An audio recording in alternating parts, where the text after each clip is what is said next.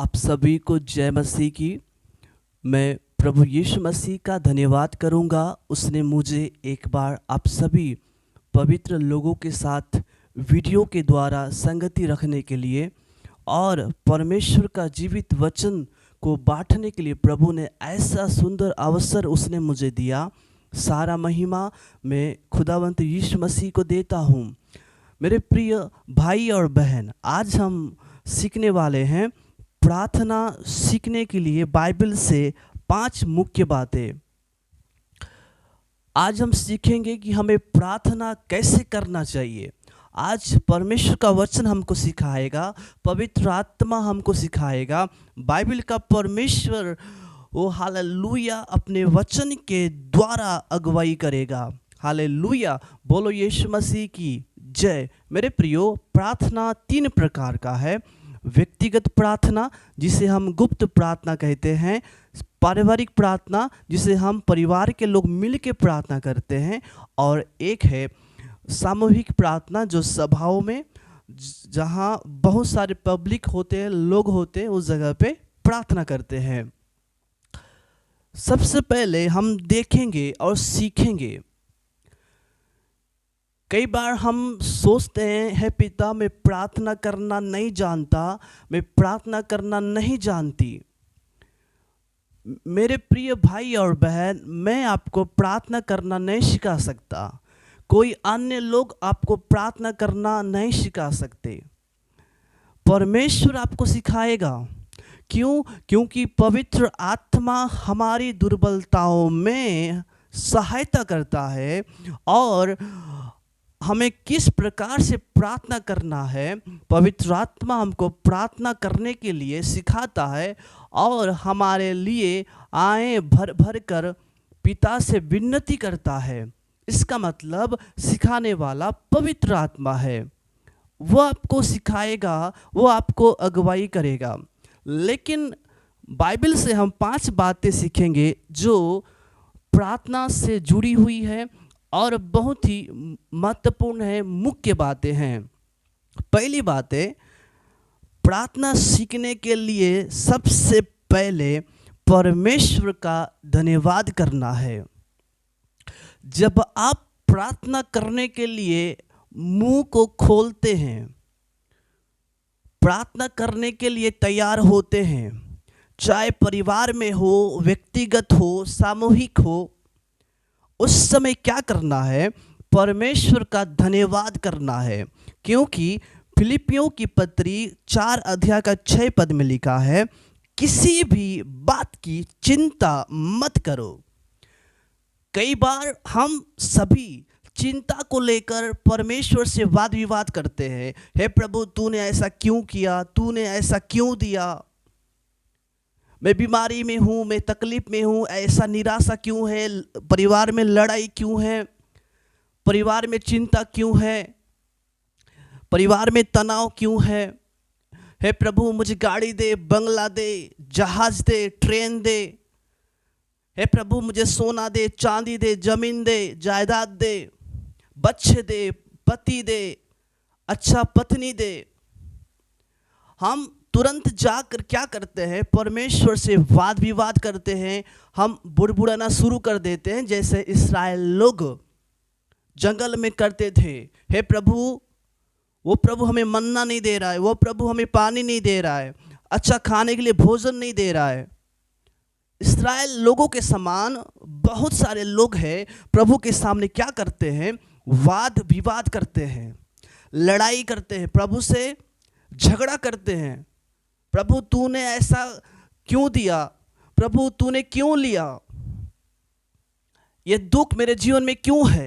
ये परेशानी मेरे जीवन में क्यों है? ये आंधी और तूफान क्यों है?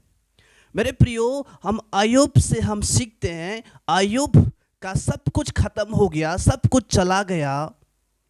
तब अय्यूब ने कहा, मैं अपने माता के गर्भ से नंगा निकला हूँ और नंगा लौट जाऊंगा।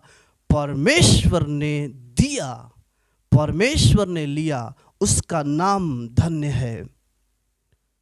परेशानी में भी हम धन्यवाद करें। किसी भी बात की चिंता मत करो, कुछ मिले या न मिले धन्यवाद करें। रोटी मिले या ना मिले धन्यवाद करे, नौकरी मिले या ना मिले धन्यवाद करे, मकान मिले या ना मिले धन्यवाद करे, क्योंकि वो प्रभु धन्यवाद के योग्य है। क्या लिखा है? परंतु हर एक बात में तुम्हारे निवेदन, प्रार्थना और विनती के द्वारा धन्यवाद के साथ परमेश्वर के सम्मुख उपस्थित किए जाए। हम धन्यवाद करें, प्रभु ने आज का दिन को दिखाया, प्रभु ने मुझे जीवित रखा। इससे बड़ा उपकार और क्या हो सकता है? आप सभी जीवित पाए जाते हैं। धन्यवाद करें, प्रभु ने आज का दिन को दिखाया, उसकी करुणा के लिए धन्यवाद करें, उसके भलाई के लिए धन्यवाद करें, उसके उपकारों के लिए धन्यवाद करें। प्रार्थना, निवेदन, विनती धन्यवाद के साथ, धन्यवाद के साथ, धन्यवाद के साथ परमेश्वर के सम्मुख उपस्थित किए जाए। ये पहली बातें हैं। मेरे प्रियो, विवाद करना, बुड़बुड़ाना छोड़कर, चिंता को छोड़कर, सांसारिक बातों को छोड़कर हम परमेश्वर का धन्यवाद करें, धन्यवाद करें, उसके नाम की महिमा करें, उसकी स्तुति करें। जो कुछ भी प्रभु आपने मुझे दिया है, मैं धन्यवाद देता हूँ। जैसा भी मैं हूँ, जो कुछ भी मेरे पास है, हे प्रभु धन्यवाद, धन्यवाद, धन्यवाद देना है। दूसरी बात है, विश्वास के साथ प्रार्थना करें। जब मैं और आप परमेश्वर के सम्मुख जाते हैं, विश्वास के साथ जाए और विश्वास के साथ क्या करे? प्रार्थना करे। लिखा है इब्रानियों की पत्री 11 अध्याय का 6 पद में, और विश्वास बिना उससे प्रभु को प्रसन्न करना अनहोना है, मुश्किल है, क्योंकि परमेश्वर के पास आने वाले को, परमेश्वर से प्रार्थना करने वाले को विश्वास करना चाहिए कि वह है। क्योंकि लिखा है जहां 2 या 3 जन भी इकट्ठे होते हैं, उसी बीच में प्रभु की उपस्थिति होती है। हमें यही विश्वास करना चाहिए कि वह है। उसके बाद लिखा है, और अपने खोजने वाले को प्रतिफल देता है, प्रार्थना करने वाले को प्रतिफल देता है, विश्वास करने वाले को क्या देता है? प्रतिफल देता है, आशीष देता है, छुटकारा देता है, चंगाई देता है। ओ हालेलुया! प्रभु की करुणा उनके ऊपर प्रबल होती है, प्रभु की दया उनके ऊपर प्रबल होती है। पर क्या करे? विश्वास करे। यदि विश्वास हमारे अंदर नहीं है और हम प्रार्थना कर रहे 1 घंटा, 2 घंटा, 3 घंटा, पूरा दिन ही हम प्रार्थना कर रहे हैं, पूरा दिन ही चला गया और हमारे अंदर विश्वास नहीं है, प्रार्थना का उत्तर नहीं आएगा। हम प्रभु को प्रसन्न और खुश नहीं कर सकते, क्योंकि प्रभु को खुश करने के लिए विश्वास होना बहुत ही जरूरी है। यदि आपके अंदर विश्वास है, आप परमेश्वर को खुश कर सकते हैं, आप परमेश्वर को प्रसन्न कर सकते हैं। और हमें यही विश्वास करना चाहिए कि वह है, वो अब भी प्रार्थना सुनता है, अब भी छुटकारा देता है, अब भी वो चंगाई देता है, अब भी वो हमारे प्रार्थना का उत्तर को देता है। वह प्रभु अब्राहम का भी है, वह प्रभु आपका भी है, वह प्रभु मेरा भी है, वह एलिसा का भी है, वह आपका भी है, आपका परिवार का है, कलीसिया का है। हालेलुया! बोलो यीशु मसीह की जय। विश्वास के साथ प्रार्थना करें, देखिएगा प्रभु का अनुग्रह, प्रभु की महिमा आपके ऊपर आएगा और आप एक बड़ा प्रतिफल पाएंगे, क्योंकि प्रतिफल देने वाला कोई व्यक्ति नहीं है, प्रतिफल देने वाला खुदावंत प्रभु यीशु मसीह है। वो आपको प्रतिफल देगा, वो आपको आशीष देगा। तीसरी बात है, घुटने टेक कर प्रार्थना करें। दानियल की पुस्तक उसके 6 अध्याय का 10 पद यदि हम पढ़ते हैं, राजा दारा ने ये आज्ञा पत्र पर साइन किया, जो कोई राजा को छोड़कर दूसरे ईश्वर से, दूसरे देवताओं से प्रार्थना करेगा, उसे सिंह की मांद में डाल दिया जाएगा। हम सभी अच्छी रीति से जानते हैं, पढ़े हैं और प्रभु के दासों के द्वारा आप सभी सुने हैं। लेकिन जब हम 10 पद पढ़ते हैं, उस पत्र पर, आज्ञा पत्र पर हस्ताक्षर होने के बाद भी, साइन होने के बाद भी, देखिएगा दानिएल क्या करता है। 10 पद, जब दानिएल को मालूम हुआ कि उस पत्र पर हस्ताक्षर किया गया है, तब वह अपने घर में गया, जिसकी उपरोटी कोठरी की खिड़कियां यरूशलेम की ओर खुली रहती थी, और अपनी रीति के अनुसार जैसा वह दिन में 3 बार अपने परमेश्वर के सामने घुटने टेक कर प्रार्थना और धन्यवाद करता था, वैसा ही तब भी करता रहा। हम कई बार हम घुटने नहीं टेकते, हम सीधा बैठ के हालेलुया ग्लोरी टू गॉड, प्रभु की नाम की स्तुति हो। हमें आराम चाहिए, हमें दुख उठाना नहीं चाहिए, हमें कष्ट नहीं चाहिए, हमें परेशानी नहीं चाहिए, हमें दर्द नहीं चाहिए। लिखा है घुटने टेक कर दानिएल परमेश्वर का दास प्रार्थना करने लगा। दानिएल को मालूम है कि यदि मैं प्रार्थना करूंगा मुझे सिंह की मांद में डाल दिया जाएगा, लेकिन फिर भी वह प्रार्थना करता रहा। दिन में 3 बार प्रार्थना करने वाला व्यक्ति था, और हम कई बार दिन में 1 बार भी प्रार्थना नहीं करते हैं। उठते हैं, नहाते हैं, खाना खा के सीधा हम काम पे चले जाते हैं, नौकरी में हम चले जाते हैं, गांव हम चले जाते हैं। प्रार्थना करने का हमें याद ही नहीं है, धन्यवाद देने का याद ही नहीं है। निराशा को देखने के बाद भी दानिएल प्रार्थना करना नहीं छोड़ा। दुख और मौत दानिएल के सामने है, परेशानी और दर्द दानिएल के सामने है। दानिएल को मालूम है यदि मैं खुदावंद प्रभु से प्रार्थना करूंगा तो मुझे सिंह की मांद में डाल दिया जाएगा, क्योंकि राजा दारा ने उस पत्र पर साइन कर दिया था। लेकिन दानिएल प्रार्थना करना नहीं छोड़ा, घुटने में आकर परमेश्वर के सामने प्रार्थना करना शुरू कर दिया। यदि आज आपके अंदर निराशा है, दुख है, परमेश्वर के सामने धन्यवाद और विश्वास के साथ घुटने टेक कर प्रार्थना करें। दानिएल को यह भी मालूम है प्रभु मेरा मौत को जीवन में बदलने का सामर्थ रखता है।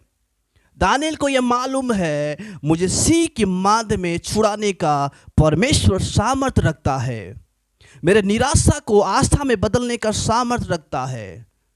जितने भी सिंह है जो मुंह को फाड़े हुए हैं उसे बंद करने का सामर्थ रखता है। आज जितने लोग आपके विरोध में बोल रहे हैं उन्हें बंद करने का सामर्थ रखता है जब आप घुटने टेक कर प्रार्थना करते हैं। प्रभु ने बहुत बड़ा महिमा उस जगह में किया, उस दानिएल का दुख को आनंद में बदल दिया, और प्रभु ने उस गड्ढे से, सिंह की उस मांद से प्रभु ने बाहर निकाला। जब आप घुटने टेक कर प्रार्थना करेंगे आप निराशा से बाहर निकलेंगे। जब आप घुटने टेक कर प्रार्थना करेंगे आप बीमारी से बाहर निकलोगे, दुख से बाहर निकलोगे, चिंता से बाहर निकलोगे, परेशानी से बाहर निकलोगे, परीक्षा से बाहर निकलोगे। घुटने टेक कर प्रार्थना करना। चौथी बात है, प्रार्थना विषय के साथ करें। कई बार बहुत सारे लोग उत्पत्ति से लेकर प्रकाशित वाक्य तक प्रार्थना करते हैं। क्या लिखा है मत्ती 6 अध्याय का 7 पद में, प्रार्थना करते समय अन्य जातियों के समान बकबक न करो। यदि आपको भोजन के लिए प्रार्थना करना है तो वचन के लिए प्रार्थना नहीं करना है। किसी ने आपको विषय दिया, विषय को ध्यान रखना बहुत ही जरूरी है। कई बार यदि वचन के लिए प्रार्थना करने के लिए देते हैं हम सीधा उत्पत्ति से हम शुरू करते हैं, प्रभु तूने मुझे घर से यहाँ पे पहुँचाया, प्रभु तूने मुझे भोजन दिया, प्रभु तूने मुझे बचाया, आशीष दिया और आज का दिन को दिखाया। ऐसा बोलते बोलते आधा एक घंटा उसी में चला जाता है। वचन के लिए प्रार्थना करने के लिए दिया गया है, उस टॉपिक उस विषय को याद नहीं है। हमको छोटे रूप में हमको प्रार्थना करना है। जिसके लिए दिया जाता है वह है वचन के लिए, आराधना के लिए, भोजन के लिए, गरीबों के लिए, अनाथों के लिए। टॉपिक को याद करना बहुत ही जरूरी है। हम कुछ भी मनमाना बक बक बक बक नहीं कर सकते, क्योंकि प्रभु नियम के अनुसार चलने वाला प्रभु है। इसके बाद हम देखते हैं, क्योंकि वे समझते हैं कि उनके बहुत बोलने से उनकी सुनी जाएगी। जब भी आप प्रार्थना करते हैं, इतना मत चिल्लाओ,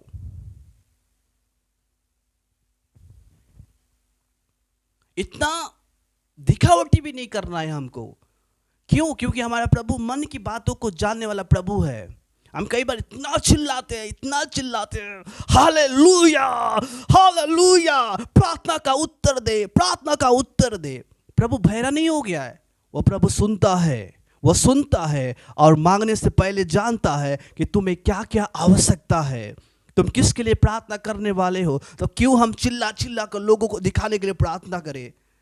हम कलीसिया में प्रार्थना यहूदा बनते हैं और घर में आने के बाद हम चूहा बनते हैं, प्रार्थना नहीं करते। हम लोगों के बीच में शेर बनते हैं, हालेलुया हालेलुया, स्तुति हो प्रभु, ओ हालेलुया। हम शेर बनते हैं, शेर नहीं सवा शेर बनते हैं लोगों के बीच में, और घर में आने के बाद हम चूहा बनते हैं। धीरे प्रार्थना करें, अनुशासन से प्रार्थना करें, क्योंकि वह राजा नहीं है, वो राजाओं का राजा है। हालेलुया। हमारा प्रभु केवल प्रभु ही नहीं है, वह प्रभुओं का प्रभु है। तो उसके सामने किस रीति से हमको प्रार्थना करना है, ये बहुत ही जानने और पहचानने की आवश्यकता है। इसलिए धीरे प्रार्थना करें, नम्रता से प्रार्थना करें, हालेलुया, अनुशासन से प्रार्थना करें, वो प्रभु जरूर आपका सुनेगा। यदि आप अकेले में प्रार्थना कर रहे हैं, कोठरी में प्रार्थना कर रहे हैं, जंगल में प्रार्थना कर रहे हैं, तब भी प्रभु सुनता है। आमीन, हालेलुया, बोलो यीशु मसीह की जय। इसके बाद पांचवी बातें और लास्ट बातें, आंखों को बंद रखें। भजन संहिता 34 का 5 में लिखा है, जिन्होंने उसकी ओर दृष्टि किया है उन्होंने ज्योति को पाया है और उनका मुंह कभी काला न होने पाया है। जब भी आप प्रार्थना करते हैं, अपने दोनों आंखों को क्या करें? बंद करें। हम दोनों आंखों को बंद क्यों करना चाहिए? ताकि हमारा जो ध्यान है प्रभु यीशु मसीह पर केंद्रित हो, हमारा ध्यान प्रभु पर केंद्रित हो, हम परमेश्वर की ओर दृष्टि करें। जिन्होंने उसकी ओर दृष्टि किया है उन्होंने ज्योति को पाया है, उन्होंने चंगाई को पाया है, उन्होंने बड़ी आशीष को पाया है, उन्होंने प्रतिफल को पाया है। हम कई बार एक आंख को बंद करते हैं, हालेलुया हालेलुया, हे बच्चे इधर आओ, हालेलुया हालेलुया, ए जी सुनते हो, कपड़ा धो दे रहे ना, मैं बाद में काम पे जाऊंगा, ग्लोरी टू गॉड, स्तुति हो प्रभु। हम आंख को ऐसा करके एक आंख के देख रहे हैं, एक आंख से, और एक आंख को बंद किया और प्रार्थना कर रहे हैं। प्रभु को हम मजाक समझ के रखे हैं क्या? कई बार ऐसा देख के प्रार्थना करते हैं, हालेलुया थैंक यू जीसस। भैया जी आपका ध्यान कहाँ पर है? कुर्सी पर है, सांसारिक वस्तुओं पर है, तो स्वर्ग वस्तुओं पर हम कब ध्यान करेंगे? लिखा है कुलुस्सियों की पत्री में, तुम पृथ्वी पर की वस्तुओं पर ध्यान मत करो, स्वर्गीय वस्तुओं पर ध्यान करो। ये कब होगा? जब हम आंखों को बंद करेंगे, तब आप स्वर्गीय वस्तुओं पर आप ध्यान करेंगे। आमीन, हालेलुया, बोलो यीशु मसीह की जय। पांचवी बात क्या सीखा? हमें आंखों को बंद करके प्रार्थना करना है, ताकि हमारा ध्यान, हमारा प्रार्थना, हमारा विश्वास, हमारा धन्यवाद परमेश्वर के सामने पहुँचे, और पहुँचकर हालेलुया उत्तर हमारे परिवार में आए, हमारे जीवन में आए। इस वचन के द्वारा प्रभु यीशु मसीह आप सभी को ब्लेस करे। Then God bless you. जय मसीह की।